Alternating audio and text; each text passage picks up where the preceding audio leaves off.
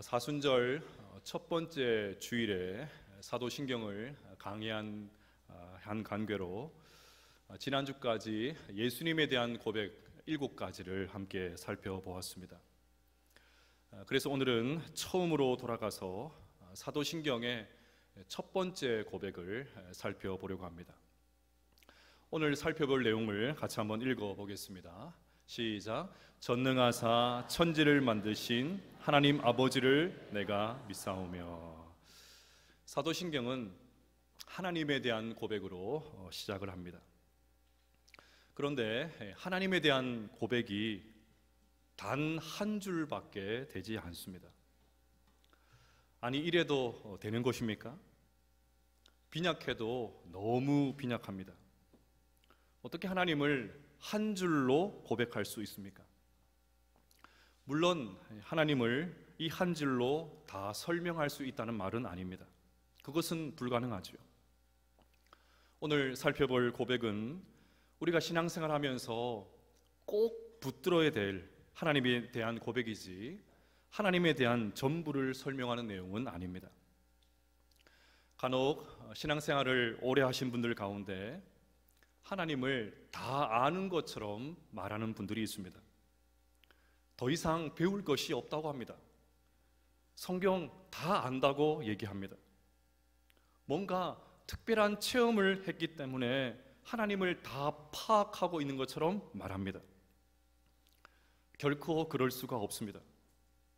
우리같이 유한한 인간이 어떻게 무한하신 하나님을 다 알 수가 있겠습니까? 우리는 하나님이 알려주신 것만 알 수가 있습니다. 사실 하나님께서 알려주신 것도 제대로 모르는 것이 우리의 현실이지요. 이런 측면에서 신학이라는 말을 좀 정리할 필요가 있습니다. 보통 신학이라고 하면 하나님을 연구하는 학문이라고 생각을 합니다. 하나님을 목적어에 두고 우리가 하나님을 연구한다고 이야기합니다. 아닙니다. 인간이 어떻게 연구를 통해서 하나님을 알 수가 있습니까? 인간이 우리보다 크고 도저히 우리와는 비교할 수 없는 하나님을 어떻게 연구할 수가 있습니까? 말이 되지 않습니다. 신학은 하나님을 연구하는 것이 아니라 하나님이 알려주신 것을 연구하는 학문입니다. 하나님이 목적어가 아니라 주어가 되어야 됩니다. 하나님께서 친히 우리를 위해서 알려주신 것을 공부하는 것이 신학입니다. 계시도 마찬가지입니다. 흔히 기독교를 계시의 종교다 그렇게 말을 하죠. 계시라는 뜻을 가진 헬라어 단어를 그대로 번역을 하면 덮개를 벗긴다 그런 뜻을 가지고 있습니다. 덮개를 옮겨서 또 덮개를 벗겨서 그 안에 감추어진 것을 보는 것이 계시입니다. 그러면 누가 그 덮개를 옮길까요? 누가 그 덮개를 벗깁니까? 우리 인간이 옮기고 벗긴다 하면 그게 바로 이단입니다. 덮개를 벗기는 분은 오직 한 분 하나님이십니다. 그러니 우리는 하나님께서 열어서 보여주신 것, 하나님께서 벗겨서 보여주신 그 계시하신 것만 알 수가 있습니다. 이것이 건강한 신앙인의 자세입니다. 자, 그러면 오늘 사도신경을 통해서 하나님 어떤 분인지 좀 살펴보려고 합니다. 첫째로 하나님은 전능하신 하나님이십니다. 사도신경은 제일 먼저 하나님을 전능한 분이라고 고백을 합니다. 하나님은 무엇이든지 하실 수가 있고 하나님에게는 불가능한 것이 없다는 말입니다. 우리 인간은 유능할지는 몰라도 전능할 수는 없습니다. 아니, 솔직하게 말해서 무능할 때가 훨씬 더 많죠. 매일같이 우리의 부족함과 능력 없음을 경험하고 계시지 않습니까? 하지만 하나님은 전능하신 분이십니다. 사실 전능하신 하나님이란 표현은 하나님께서 직접 하신 말씀입니다. 창세기 17장 1절에 그것이 나옵니다. 우리 같이 한번 읽어볼까요? 시작. 아브라함이 99세 때에 여호와께서 아브라함에게 나타나서 그에게 이르시되 나는 전능한 하나님이라 너는 내 앞에서 행하여 완전하라. 아멘. 하나님께서 아브라함을 부르셔서 하늘의 별과 바다의 모래와 같이 내 자손이 늘 많게 해주겠다고 약속을 하셨습니다. 이때 아브라함의 나이가 75이었습니다. 아브라함은 75세에 하나님으로부터 이 엄청난 약속을 받았습니다. 그런데 99세가 되도록, 즉 24년이 지났는데도 불구하고 자식이 없습니다. 하나님께서 헛소리를 하실 분은 아니지만 그래도 하루하루 달라지는 자신의 모습을 보면서 아브라함의 심정이 어땠겠습니까? 결국 기다리지를 못하고 기다림에 지친 아브라함이 86세가 되는 날 여종 하갈에게서 이스마엘을 낳았습니다. 이것은 하나님께서 원하시는 방법이 아니었습니다. 아브라함이 약속을 기다리지 못해서 자기 마음대로 행동한 것이죠. 이 이야기가 바로 앞절인 16장 16절에 나옵니다. 하갈이 아브라함에게 이스마엘을 낳을 때에 아브라함이 86세였더라. 자, 그러면 보십시오. 아브라함이 이스마엘을 낳았을 때가 86세이고 17장에서 하나님께서 다시 그에게 나타나셨을 때가 99세입니다. 그러면 16장과 17장 사이에 몇 년의 공백이 있습니까? 무려 13년의 공백이 있습니다. 아브라함이 75세 때 약속을 받아서 86세가 될 때 이스마엘을 낳을 때까지 하나님은 그에게 여러 차례 말씀해 주셨습니다.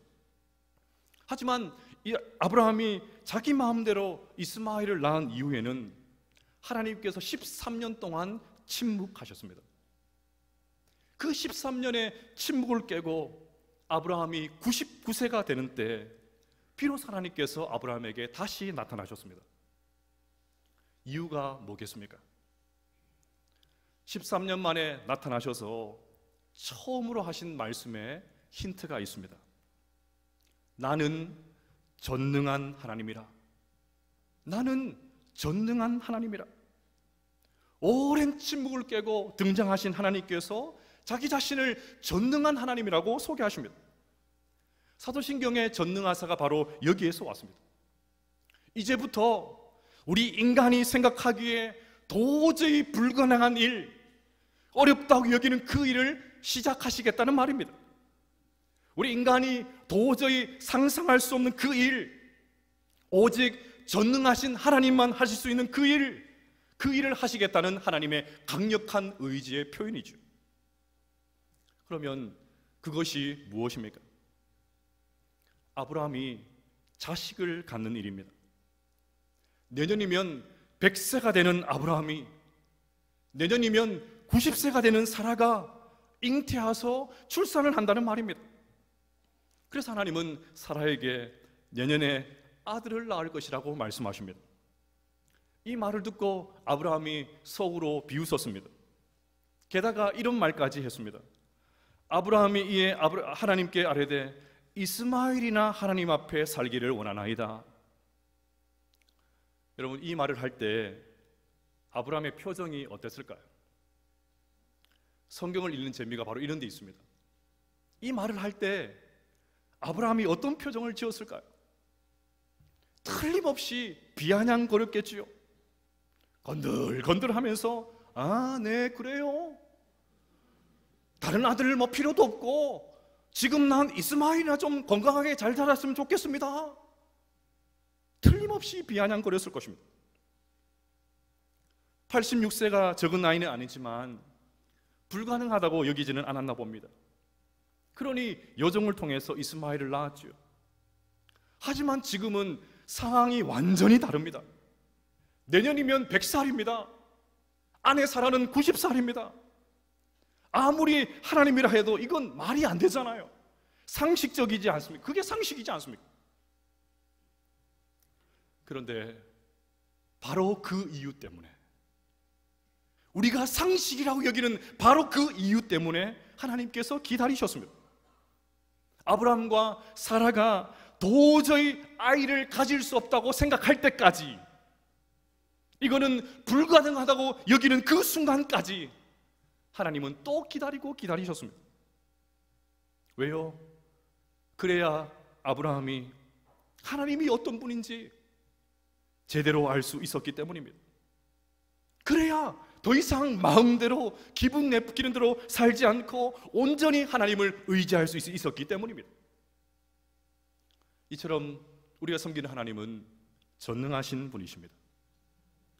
자, 그러면 중요한 질문이 남습니다. 전능하신 하나님을 믿는 우리는 어떻게 살아야 될까요? 17장 1절에 그 힌트가 나옵니다. 다시 한번 읽어볼까요? 시작. 아브라함이 99세 때에 여호와께서 나는 전능한 하나님이라 너는 내 앞에서 행하여 완전하라. 아멘. 우리는 하나님이 전능하다라고 하면 자꾸만 내 소원을 이루어 주시는 분, 그런 분으로만 생각을 합니다. 그래서 기도할 때 전능하신 하나님께서 이 문제를 해결해 주실 줄로 믿습니다. 못할 것이 없이 하나님께서 이 어려움을 처리해 주실 줄로 믿습니다. 하나님 아니고는 설명 불가능한 기적의 역사가 일어나게 될 줄로 믿습니다. 이런 식으로만 기도를 합니다. 네, 물론 하나님은 우리의 문제를 얼마든지 하나님의 뜻 가운데서 해결해 주실 수 있습니다. 그렇게 기도해도 상관이 없습니다. 하지만 오늘 이 말씀이 어떤 맥락에서 나왔는지가 중요해요. 자신을 전능하신 하나님이라고 직접 소개한 하나님께서 이렇게 말씀하십니다. 너는 내 앞에서 행하여 완전하라. 너는 내 앞에서 행하여 완전하라. 내 앞에서는 하나님 앞에서죠. 우리 교단이 그렇게 소중하게 여기면서 외치는 구호 코람데오, 하나님 앞에서죠. 또 완전하라에서 완전은 구약에서 하나님 앞에 제사를 드릴 때 바쳐졌던 그 온전한 제물을 의미합니다. 그러니까 내 앞에서 행하여 완전하라는 말은 전능하신 하나님께서, 못할 것이 없으신 하나님께서 부족한 우리 모두를 온전한 사람으로 세우실 것을 바라보라는 말입니다. 약속하신 것은 반드시 지키신 하나님, 그것이 100세가 되든 90세가 되든 상관없이 약속하신 것은 반드시 지키시는 그 하나님을 신뢰하라는 말입니다. 약속이 더디다고 내 마음대로 살려고 하지 말고 끝까지 하나님의 뜻을 붙들고 살라는 말입니다. 그러니 전능하신 하나님을 믿는 사랑하는 여러분, 하나님 앞에서 온전하게 살려고 몸부림칠 수 있게 되시기를 주의 이름으로 축복합니다. 둘째로 하나님은 창조주 하나님이십니다. 사도신경에서 두 번째로 고백하는 하나님은 천지를 만드신 창조주 하나님이십니다. 그래서 성경의 첫 번째 책인 창세기에서, 또 그 첫 번째 책 창세기에서 가장 먼저 나오는 것이 오늘 우리가 읽었던 본문이죠. 태초에 하나님이 천지를 창조하시니라. 저는 학창시절에 정반대의 과학 선생님 두 분을 만났습니다. 중학교 때 과학 선생님은 원래 무신론자이셨는데 과학을 연구하고 공부하면 할수록 하나님의 존재를 부인할 수 없다고 하시면서 교회로 오셨습니다. 그러니 수업 시간마다 얼마나 은혜가 넘치는지 몰라요. 늘 간증 집회였습니다. 선생님의 눈가에는 항상 눈물이 가득했었습니다. 반대로 고등학교 과학 선생님은 철저한 무신론자였습니다. 하라는 수업은 안 하시고 수업마다 성경을 비판하십니다. 수업 시간 내내 제 마음이 얼마나 불편했는지 몰라요. 제가 과학을 접은 이유가 바로 여기에 있습니다.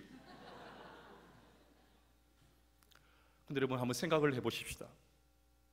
굳이 성경을 들이밀지 않아도 저는 우주를 생각하면 하나님이 세상을 창조하셨다, 그 고백을 하지 않을 수가 없습니다. 잠시 우리 과학 시간 한번 가져볼까요?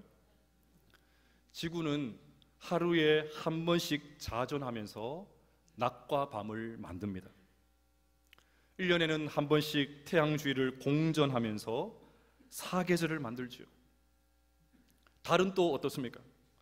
달은 지구 주위를 30일에 한 번씩 돌면서 한 달을 만듭니다. 그러니 태양, 지구, 달 이것이 아주 조화를 이루어서 하루와 한 달과 1년을 그렇게 만들어냅니다. 또 태양은 수성, 금성, 지구, 화성, 목성, 토성, 천왕성, 해왕성 8개 행성과 함께 태양계를 이루고 있습니다. 그런데 놀라운 사실이 있습니다. 이런 태양계가 1000억 개쯤 모여야 은하계 하나를 구성할 수 있다고 합니다. 도대체 몇 개를 이야기해야 놀라시겠습니까? 다시요. 이런 태양계가 1000억 개쯤 모여야 은하계 하나를 구성할 수 있습니다. 이제 좀 뭔가 맞습니다. 더 놀라운 사실은 이런 은하계가 다시 1000억 개쯤 모여서 지금 우주를 구성하고 있습니다. 성가대 칭찬해요. 더 놀라운 사실이 있습니다. 여러분, 이런 우주의 크기가 얼마나 되는지 아십니까? 지구의 지름이 1만 킬로미터라고 합니다. 태양계의 지름이 1000억 킬로미터예요. 지구의 100만 배입니다. 은하계의 지름이 10만 광년이에요. 너무 큰 걸 얘기하기가 감이 안 오죠? 지구의 10조 배입니다. 우주의 지름이 약 300억 광년이에요. 은하계의 10만 배입니다. 감이 안 옵니다. 더 놀라운 사실은 이런 것들이 지금도 알아서 조화롭게 작동하고 있습니다.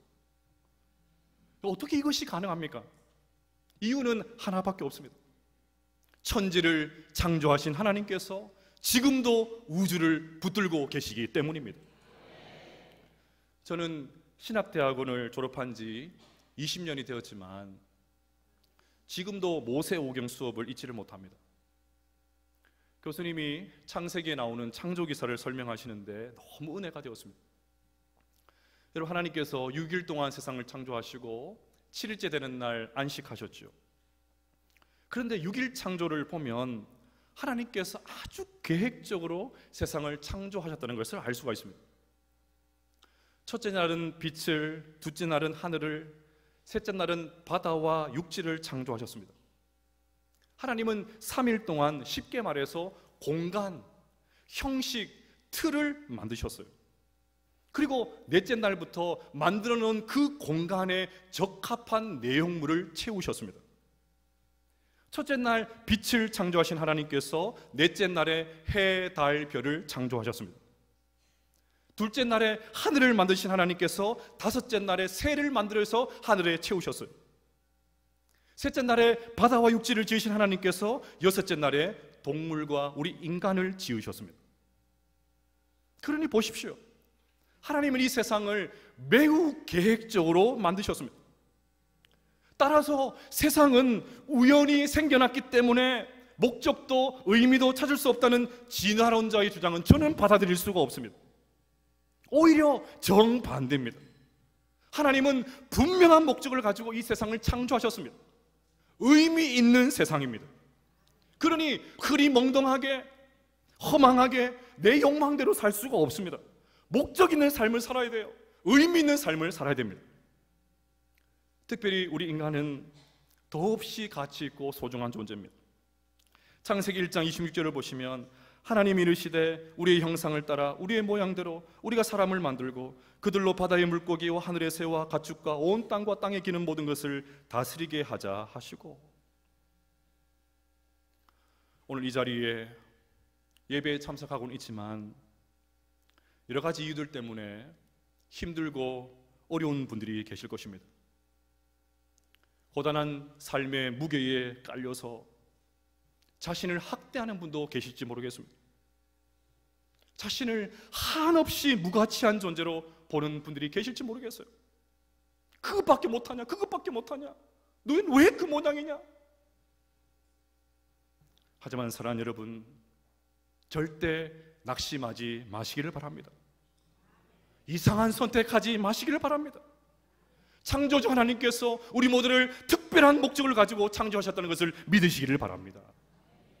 이번 주 설교를 준비하면서 읽었던 책 가운데 참 감동이 되는 구절이 있었습니다. 흠이 있어도 그 흠조차도 그분의 전능하신 솜씨 안에 있는 흠이다. 흠이 있어도 그 흠조차도 그분의 전능하신 솜씨 안에 있는 흠이다. 우주를 창조하신 하나님께서 우리를 자녀인 줄로 믿습니다. 셋째로 하나님은 아버지 하나님이십니다. 사도신경은 전능하사 천지를 만드신 그 하나님께서 우리의 아버지가 되신다고 고백을 합니다. 그런데 우리가 하나님을 감히 아버지라 부를 수 있는 것은 순전히 예수님 때문입니다. 그래서 지금 와서 생각을 해보니까 사도신경을 이렇게 순서대로 이렇게 살펴보지 않고 예수님에 대한 고백을 먼저 살펴보기를 정말 잘했다는 생각이 듭니다. 왜냐하면 예수님의 십자가 사랑 때문에 우리가 하나님을 아버지라 부를 수 있게 되었기 때문입니다. 그래서 저명한 신학자인 칼 바르트는 우리 주 예수 그리스도를 믿사오니 이 고백이 먼저 있고 그 다음에 전능하사 천지를 만드신 하나님 아버지를 믿는다, 그 고백이 뒤따라와야 된다, 그렇게 말을 했는데 그 이유를 이제야 알 것 같습니다. 예수님은 본격적인 사역을 시작하시기 전에 세례 요한에게 세례를 받으셨죠. 이때 하늘 문이 열리고 하늘에서 하나님의 음성이 들립니다. 이는 내 사랑하는 아들이요 내 기뻐하는 자라 하시니라. 하나님께서 예수님을 향해서 사랑하는 아들이라고 하십니다. 아버지와 아들의 관계를 온 세상에 천명하십니다. 그래서 예수님은 이 땅에서 기도하실 때마다 하나님을 아빠, 아버지라 부르면서 기도하셨습니다. 하나님을 아버지라 부를 수 있는 분은 예수님밖에 없습니다. 요한복음 17장 1절을 보시면 예수께서 이 말씀하시고 눈을 들어 하늘을 우러러 이르시되 아버지여 때가 이르렀사오니 아들을 영화롭게 하사 아들로 아버지를 영화롭게 하게 하옵소서.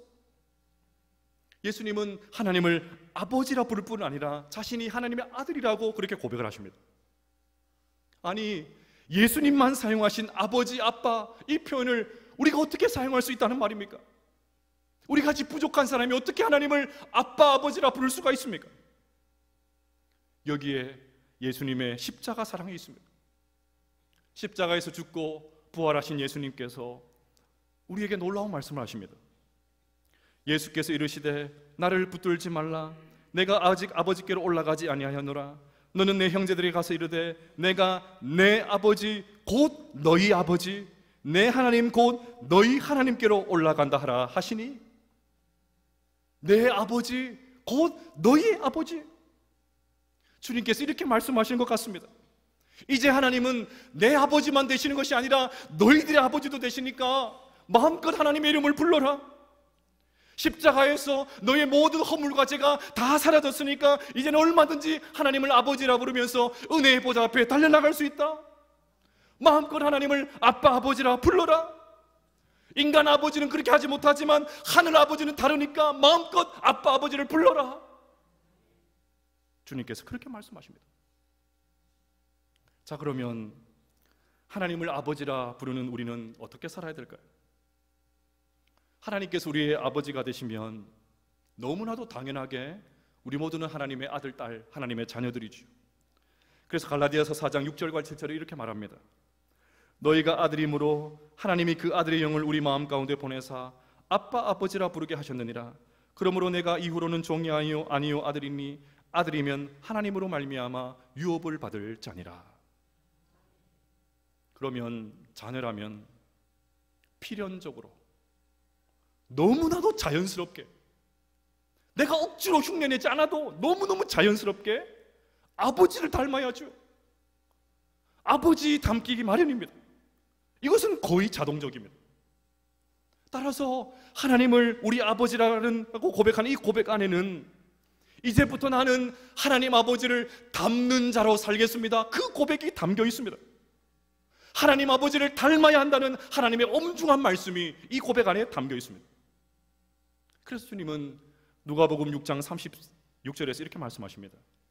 너희 아버지의 자비로우심 같이 너희도 자비로운 자가 되라. 초기 기독교의 예배와 복음 전도라는 아주 유명한 책이 있습니다. 저자는 초대교회의 문헌을 모조리 연구를 해서 초대교회가 어떻게 예배를 드렸고 어떻게 전도를 했는지 이 책에 담았습니다. 지금도 초대교회로 돌아가자 그런 구호를 열심히 외치니까 너무나도 중요한 책이죠. 그런데 책에 충격적인 장면이 나옵니다. 초대교회에서 예배를 드리면 예배 중간에 성도들을 밖으로 쫓아보내는 사람이 있었다고 합니다. 심지어 이것을 전담하는 봉사자가 있었다고 합니다. 누가 쫓겨났을까요? 한참 예배 드리고 있는데 누가 벌떡 일어나가지고 나가세요. 그럼 나가야 됩니다. 누가 쫓겨났을까요? 하나님의 말씀을 듣고 행할 의지가 없는 사람들, 말씀을 듣기만 하고 전혀 실행하지 않는 사람들, 이렇게 사십시오 그렇게 말하면 시험 들 사람들, 그 사람들 다 색출해서 쫓아보냈답니다. 너무 충격적이지 않습니까? 우리도 한번 이렇게 한번 해볼까요? 그러면 저부터 쫓겨날걸요? 교회가 큰 시험에 들지 않겠습니까? 그런데도 이렇게 엄격한 신앙의 자세를 요구하는데도 초대교회는 막 폭발적으로 부흥을 했습니다. 아주 분명한 신앙의 자세를 그렇게 요구하는데도 사람들이 몰려들었습니다. 이유는 하나밖에 없죠. 그만큼 초대교회 성도들의 삶이 매력적이었다는 말입니다. 교회 밖에 있는 사람들이 교회를 다니는 사람들의 모습을 보면서 하나님을 만났다는 것 아니겠습니까? 하나님의 모습을 봤다는 것 아니겠습니까? 그러니까 말도 안 되는 그런 대우를 해도 교회가 힘들어지기는커녕 더 부흥하는. 지금 우리와는 정반대입니다. 지금 우리는 누구든지 오기만 하면 된다고 합니다. 들어와서 뭐 어떻게 살아도 상관없어요. 다 허용을 합니다. 그런데도 교회는 점점 쇠약해지고 있습니다. 이 책을 근거로 해서 이유를 생각을 해보면 하나밖에 없어요. 세상과 다르기를 기대하고 왔는데 세상과 다르지 않으니까 구태여 다닐 이유를 발견하지 못하는 거예요. 그러니까 누구든지 와도 된다고 다 문을 열어줬는데 오히려 교회는 점점 힘들어지고 있습니다. 그러니 여러분, 나는 하나님의 자녀다, 그걸로 만족해서는 안 됩니다. 나는 구원받았다, 난 천국 간다, 하나님께서 나에게 복 주신다, 그걸로 만족해서는 안 됩니다. 하나님의 자녀인 내가 과연 하나님 아버지를 닮고 있는지 진지하게 돌아보셔야 됩니다. 하나님을 흉내내고 모방하고 닮아가기 위해서 몸부림치고 있는지 우리 자신의 모습을 진지하게 살펴보셔야 됩니다. 그러니 하나님을 아버지라 부르는 우리의 삶에 하나님 아버지를 닮은 모습이 가득하게 될 수 있기를 주님의 이름으로 축복합니다. 사랑하는 여러분, 우리는 전능하사 천지를 만드신 하나님 아버지를 믿는 사람들입니다. 그러니 전능하신 하나님을 바라보면서 끝까지 하나님의 뜻만 붙들고 살아가게 되시기를 바랍니다. 특별한 목적을 갖고 우리를 만드신 창조주 하나님을 바라보게 되시기를 바랍니다. 무엇보다 말로만 아버지 아버지 하는 것이 아니라 하늘에 계신 아버지의 뜻대로 행할 수 있는 하나님 아버지를 닮아갈 수 있는 하나님의 자녀들 다 될 수 있기를 주님의 이름으로 축복합니다.